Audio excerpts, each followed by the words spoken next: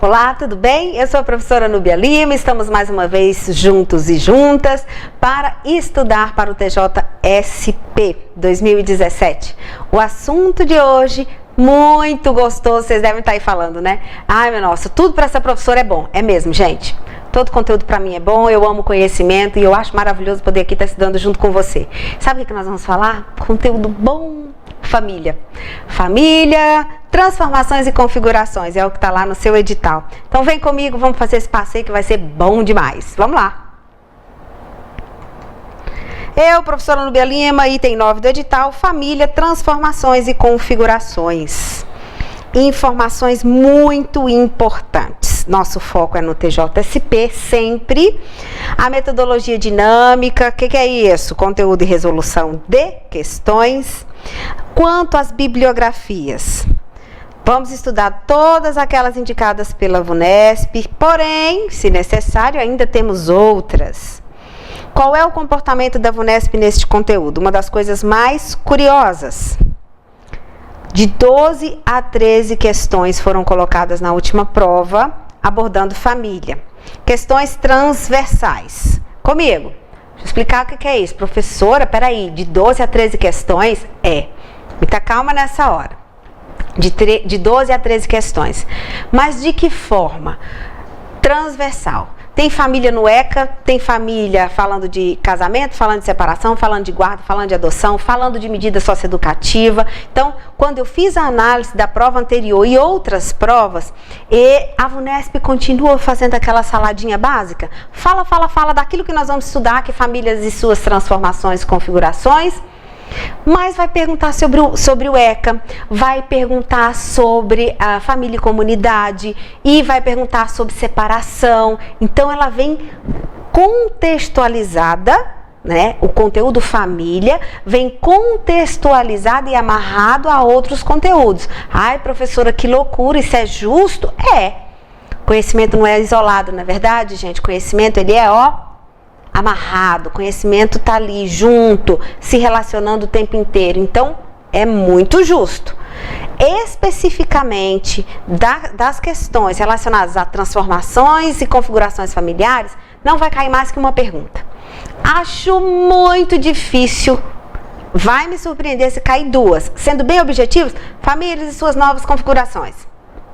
Não mais que uma, que foi o que aconteceu na prova anterior. Dessas 12, 13, só uma foi muito pontual a respeito do conteúdo que nós vamos estudar. Mas como a gente não é bobo e não vai ficar esperando para ser surpreendido, nós vamos arrochar e vamos nos cercar de todos os lados, porque aí eles podem cobrar, porque vai dar tudo certo na hora de responder a afirmativa correta. Beleza? Volta comigo para o slide. Como eu havia dito, eles misturam o tema família, transformações e configurações com tipos de família, mais o ECA, mais medida socioeducativa, convivência familiar, vínculos familiares comunitários, perda de poder familiar, colocação em família substituta, adoção, famílias substitutas, são os programas, também inclui separação, famílias pobres e vários outros conteúdos. A estimativa de questões para a nossa prova, de 1 a 2 questões. Pontualmente, eu acredito que será uma questão a respeito de família e suas configurações. E estourando para nos surpreender, 2 questões. As bibliografias, acredito eu que é a mais extensa de todos os conteúdos. Família, redes e laços e políticas públicas, questão social e perda do poder familiar, política social, família, juventude, uma questão de direitos, família como espelho, um estudo sobre a moral dos pobres, curso de direito e serviço social, aquele nosso digníssimo livrinho do Simões. Deixa eu ver se tem mais alguma. Revista de Serviço Social, número 71, que vai tratar especificamente de famílias. Olha só a quantidade de conteúdo que nós vamos nos preparar para uma questão. Mas é isso mesmo. Rapadura é doce, mas não é mole não. Comigo, viram só? A parte boa é que estudar família acaba nos levando a fazer uma reflexão da nossa própria família, da nossa própria realidade. E isso é muito legal e não tem preço. Por isso, vale a pena estudar todas essas bibliografias, porque tem muita coisa legal pela frente. Vamos comigo? O que nós vamos estudar? Primeiro, vamos fazer um breve histórico da construção social da família. Vamos falar da família no século XXI ou a nossa família contemporânea, tipos de estruturas de composição familiar que nós temos, o papel e as funções sociais da família, o universo moral das famílias pobres e a família e proteção social do Estado. Deixa eu ver se tem mais algum. Não. Então, esses serão os nossos conteúdos maravilhosos para a gente estudar. Continua comigo no slide. Um breve histórico da construção social da família. Como é que a gente pode fazer um recorte de como as coisas aconteceram? Vem comigo. Deixa eu só fazer uma ressalva. São recortes, tá bom? Vamos pegando recortes da sociedade, do início da civilização, e isso não significa que esses recortes representam absolutamente tudo o que aconteceu na história da construção social da família, mas são recortes importantes. Então, de repente, a gente dá um salto de um século para o outro, mas não perca o foco de que tudo foi um processo lento, gradual, que envolvia questões religiosas, questões políticas, né? E, sobretudo, sociais, para que essas transformações acontecessem. Vamos iniciar já de pronto. Família continua se transformando e acredito eu que vai continuar se transformando enquanto aqui a gente existir. Porque nós somos assim, né? A gente vai inventando e reinventando o tempo inteiro. Então, não perca isso de vista, tá? São recortes só para nos orientar, mas as coisas não aconteceram de um dia para o outro. Foram um processo. Vários processos de transformação até a gente chegar aos dias atuais. Vamos para o slide? Vamos iniciar falando da construção social da família, lá no período aí da pré-histórica. Grupo de pessoas, era apenas um grupo de pessoas. Não existia, obviamente, o conceito de família, mas os papéis eram muito bem definidos. E definidos como? De acordo com a capacidade de força que tinha cada membro. Desde sempre comigo. Como somos, desde sempre, seres sociais que necessitamos de cuidados, porque senão a gente morre, nenhum bebê consegue sobreviver sozinho. Então a gente precisa de cuidado, a gente precisa estar em grupo, porque somos seres sociais. Lá na Idade da Pedra, lá com aqueles grupos primatas, a gente mesmo assim se organizou em grupos. Não tinha nome família, lógico. Mas a gente se organizava e levava em consideração aqueles papéis definidos ali para aquele grupo, de acordo com a força que cada um tinha, porque obviamente precisava caçar. E aí tinham-se os papéis definidos, quem ia caçar, quem ia cuidar, quem ia fazer o quê, de acordo com a força que se tinha. Então talvez a gente tivesse aí alguma mulher que tivesse bem mais força que homem. E a história relata, tá? Muitas mulheres caçavam no lugar dos homens. Então, hoje que a gente, num tempo, a construção social diz que nós somos o sexo frágil. Mas a gente não, desde sempre, não é dessa forma, né? A gente contribuía desde a Idade da Pedra, caçando também junto com os homens. Mas vamos continuar? Lá no período da Roma, família de Roma era vista como um grupo de pessoas, já muda a configuração, mas olha o salto que a gente deu, tá bom, gente? Família romana era vista como um grupo de pessoas que estavam sob a pátria potestas, referenciada nas relações de poder e obediência. Olha aqui como as coisas começam a mudar. Aqui não se fala disso. Mas na família romana a gente já tem papéis definidos de acordo com relações que vão caber o poder e a obediência, estendida a quem? Aos descendentes não emancipados. A esposa, as filhas mulheres, descendentes, assim considerada uma unidade política e jurídica. Isso é importante, ó. Família no período romano, ela era sim considerada uma unidade política, jurídica, econômica e religiosa, centrada em torno da figura de quem? Da figura masculina, pater. Famílias, chefe, familiar. Então, a figura e o poder era vinculada ao homem, a questão paternal da construção social da família. Continua comigo. A constituição da família e o cristianismo. Qual é essa relação? A partir do século IV, o Império Romano adotou o cristianismo como religião oficial e o casamento tornou-se um sacramento. Aqui eu tenho, além do conceito família, o conceito casamento por conta do cristianismo. Exigência de um ritual religioso. Então, para ser casado, era necessário um ritual religioso. A igreja exigia, para convalidar o ato nupcial, a presença de um de seus representantes. Então, comigo? As configurações e a influência da igreja cristã católica, obviamente na família romana, foi quando ela começou a registrar a união dessas pessoas que viviam juntas por meio de um ritual religioso. A partir daí, família também começou a mudar, porque é família quem casa no religioso.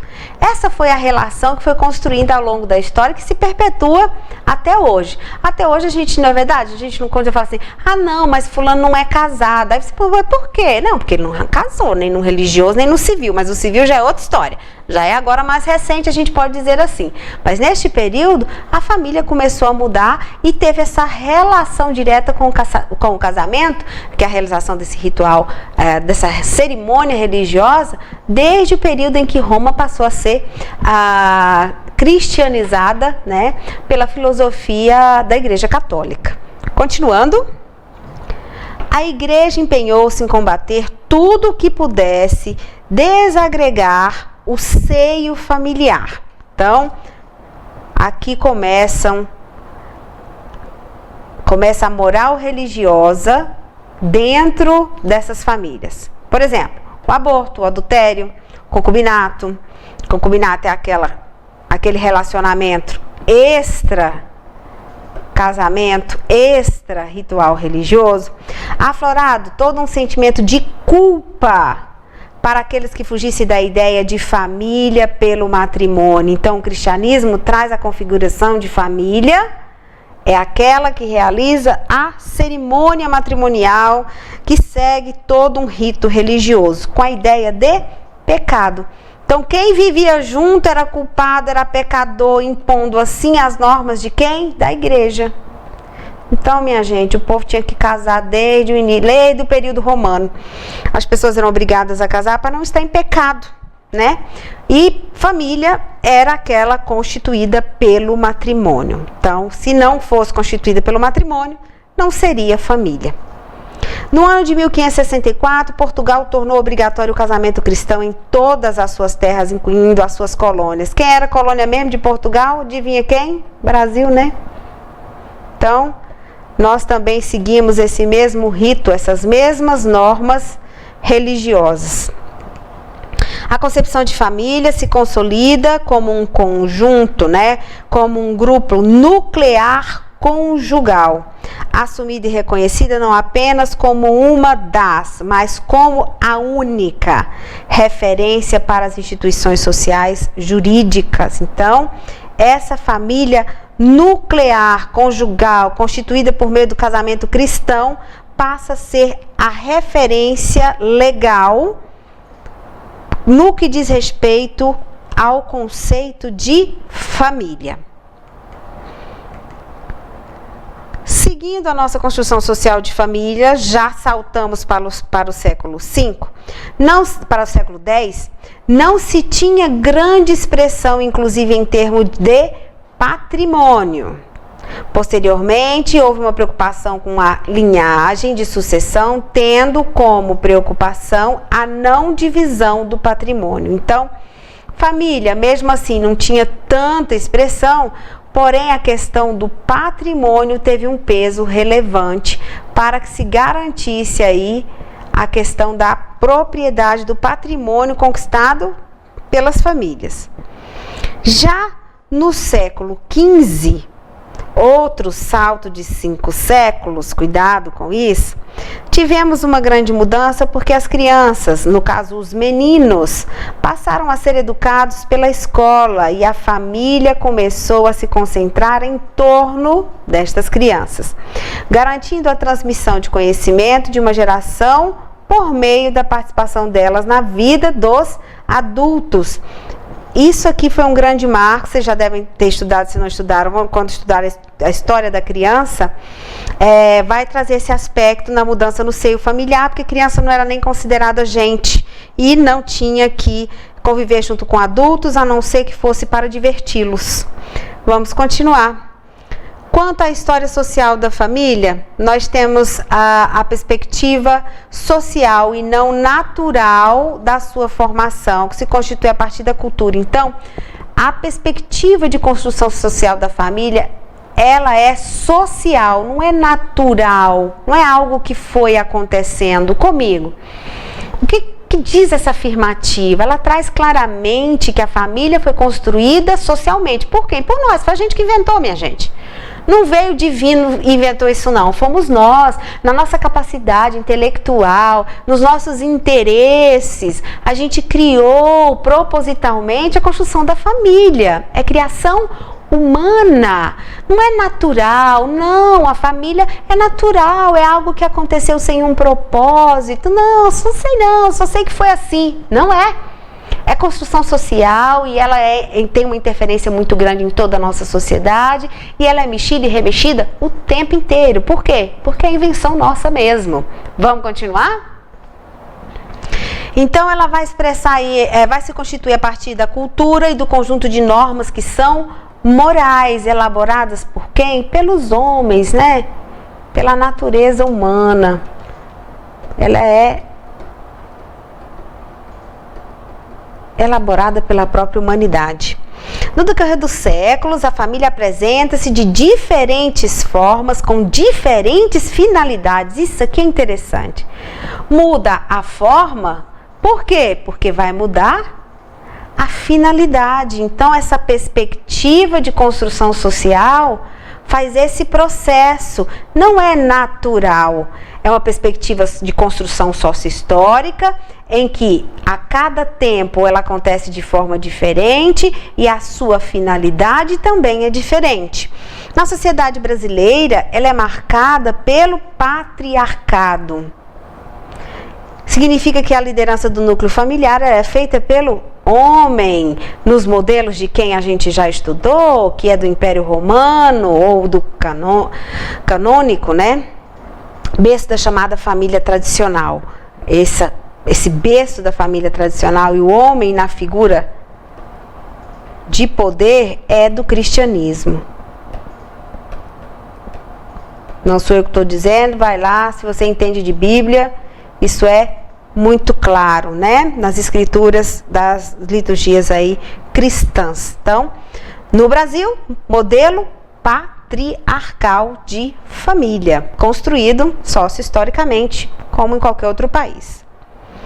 Então, nós tivemos já no século 16, 14 e no século 17, mudanças na família medieval. Foi a perda do poder da mulher, formalização da incapacidade jurídica da mulher casada e a soberania do marido, voltando-se para um modelo patriarcal. Comigo, por que está dizendo isso? No período medieval, nós tivemos, sim, famílias chefiadas por mulheres, em que as mulheres é que tinham o poder diante da família, não eram os homens. E aí, a partir deste período século XIV ao século XVII, 14, 15, 16, 17. As coisas vão mudando, as formas e finalidades da família vão mudando, a mulher perde, as famílias matriarcais perdem espaço para o modelo de família patriarcal, que o homem é o chefe da família e não a mulher. E a mulher perdeu muito direito, nós perdemos muitos direitos a partir do momento que nos casávamos, porque passamos inclusive a ser propriedade dos nossos maridos. assim como o móvel, a terra, o gado, a plantação, nós também temos essa marca nas nossas histórias.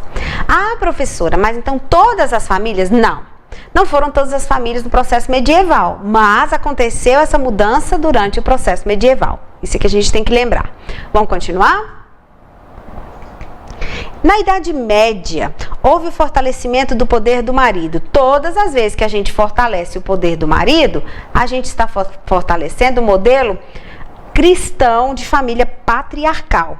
Houve a valorização dos laços de família e o início de desenvolvimento da família moderna. Então, foi na Idade Média que começa o início da família moderna, que não afetou as famílias menos abastadas lá do século XVIII. Comigo. Por que não afetou? Exatamente porque as mudanças foram feitas, sobretudo, em razão do direito de preservar a propriedade. Famílias pobres, que não tinham propriedade, que não tinham bens, não foram afetadas pelas mudanças porque elas não tinham sequer condições de preservar aquilo que elas tinham, porque elas não tinham nada. Por isso que elas não foram tão afetadas no século XVIII. Ocorreram mudanças? Sim, mas não tão quanto para as famílias mais abastadas, ou seja, que tinham mais condições ou melhores condições, bens, propriedades e tudo mais. Continua comigo? Já no século XVIII, houve a separação entre aquilo que é público e aquilo que é privado. Família é o quê? Até hoje nós temos essa dificuldade, né? Família, propriedade, é algo privado. Houve a preservação da intimidade familiar, a separação da casa em cômodos, porque era tudo junto, para assegurar a privacidade dos membros da própria família, uma preocupação dos pais com a saúde e educação dos filhos, igualdade entre os filhos assumida como uma questão de civilidade, até então se privilegiava o primeiro filho, que era o filho primogênito, esse seria o herdeiro. Então, comigo, acompanhando aí as mudanças, estão ligados aí? Tá ligado na mudança? Então, olha só, antigamente, ou até então, século XVIII, a família era um grande galpão. Os livros trazem esse retrato, né? Elas não tinham divisão dos cômodos, todos ali conviviam num espaço comum, não tinha essa questão da privacidade do casal, de privacidade de filho, não tinha isso. Esses cuidados passaram a acontecer a partir do século XVIII, principalmente com a questão daquilo que é público e daquilo que é privado.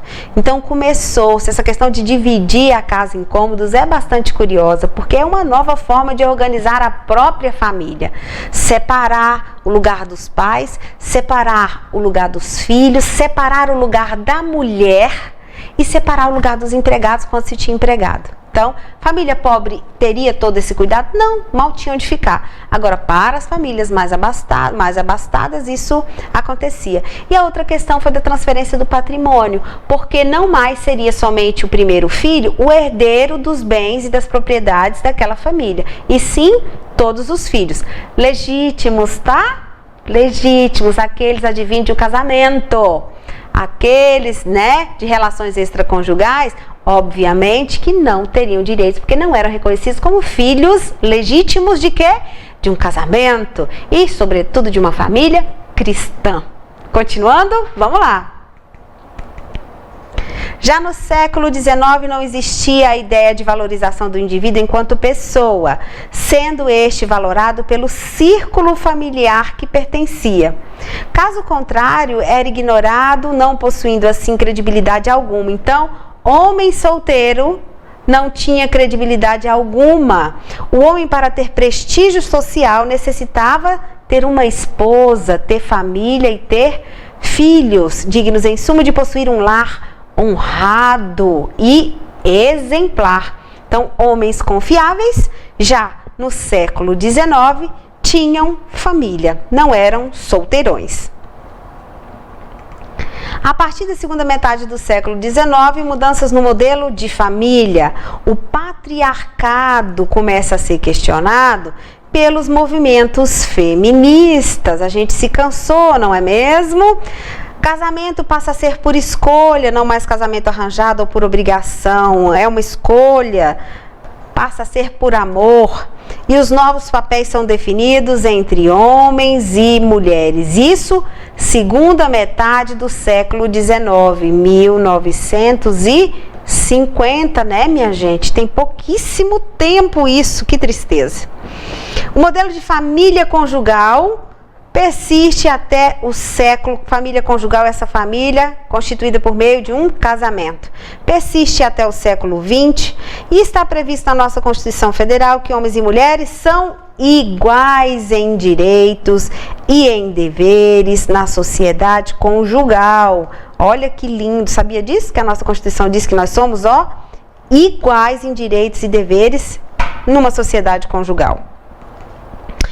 De 1900 a 1960, o processo de modernização não foi linear, ou seja, não aconteceu de maneira contínua, ou seja, os modelos patriarcal e conjugal sobrevivem juntos até hoje. Então, esse modelo patriarcado, né, e o modelo conjugal, esse modelo conjugal aqui, por esse autor, ele se vincula muito mais ao modelo de família constituída por meio do casamento civil também, o autor se refere a isso. E esse patriarcal por meio da questão do homem, né? O casamento conjugal, direitos e deveres são iguais. No patriarcal, o homem exerce o poder.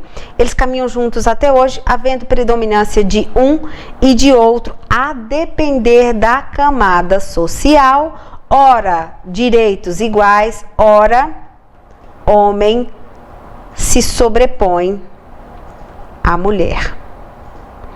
Isso de acordo com cada família, cada camada social. Comigo, nós vamos estudar que existe sim essa caminhada junta, né? Os modelos não foram deixados para trás, não. A gente tem a família nuclear, a gente tem o casamento tradicional, a gente tem a questão conjugal, né? Homens e mulheres com direitos iguais dentro da sociedade conjugal. Nós temos o patriarcado, temos o matriarcado, nós temos de tudo um pouco. Por isso é tão diverso, por isso hoje a gente fala de uma família plural. Mas vem comigo, vamos ver o que a gente tem a seguir, vamos lá. Um processo contínuo de modernização da família. Comigo, volta? Muito bem, vamos falar a respeito desse processo contínuo de transformação das famílias. Comigo no slide? Ao final do século XX, a mulher adquire capacidade jurídica como cidadã. Olha que coisa boa. Em razão de um longo processo, olha só, longo processo de inserção junto ao mercado de trabalho. Mas nós já estamos no século XX. As universidades, a mulher acessou não só o mercado de trabalho, mas as universidades, a esfera pública, isso em razão, sobretudo, do movimento feminista, dentre outras mudanças que influenciaram nas relações de gênero e na redefinição, novamente aqui, de papéis. Então, questões relacionadas a gênero, redefinição de papéis entre homens e mulheres, refletiram diretamente no casamento e na família. Então, essa questão da capacidade jurídica da mulher, essa retomada de capacidade jurídica, o entendimento de que ela é uma cidadã, que isso inclui direitos e deveres, mudam as relações de gênero, redefine papéis e, logicamente, vai refletir no casamento e na família. Isso já no final do século XX, ontem, né, gente? Ontem. O Brasil, as mudanças sociais foram muito mais gerais. São incorporadas à Constituição Federal de 1988, especialmente aos novos arranjos e condição do homem e mulher como chefe de família. Então, a nossa Constituição Federal, essa sociedade conjugal, prevê direitos iguais, direitos e deveres iguais para homens e mulheres, portanto, mulheres também são chefes de família, não somente o homem, né? Mas ambos são e podem ser chefes de família. As mudanças que processaram conflitos e tensões frente aos diferentes modelos. Então, as mudanças ocorreram porque ocorreram conflitos, ocorreram tensões, ou seja, ocorreram lutas por mudanças, em razão dos diferentes modelos de família, uma vez que o modelo patriarcal continua sendo, infelizmente, a principal referência aqui no Brasil, principalmente nas camadas sociais menos abastadas. Comigo, verdade, né, gente? Não precisa ir tão longe se a gente olha para a nossa família, se a gente olha para as famílias que a gente atende, que em sua maioria são famílias menos abastadas, mais empobrecidas. Essas famílias ainda têm na figura patriarcal, a figura do homem, né? São famílias muito fortes, em que o homem tem esse domínio da família enquanto provedor, enquanto mandatário, né? A questão da subserviência da mulher em relação a esse patriarcado é algo ainda muito forte nas famílias, sobretudo mais pobres. Vamos continuar? Família patriarcal e conjugal, elas coexistem na vivência das famílias brasileiras. Patriarcal, né? O homem tem maior poder que a mulher. Na conjugal, homem é igual em direitos e deveres, assim como as mulheres. Família do século XXI ou família contemporânea. Comigo! Veja bem, vamos parar por aqui? Toma sua água, estica um pouco esse corpo, não quero você dormindo em frente a esse computador. A gente volta daqui a pouquinho para falar da gente, para falar das nossas famílias. Até daqui a pouco.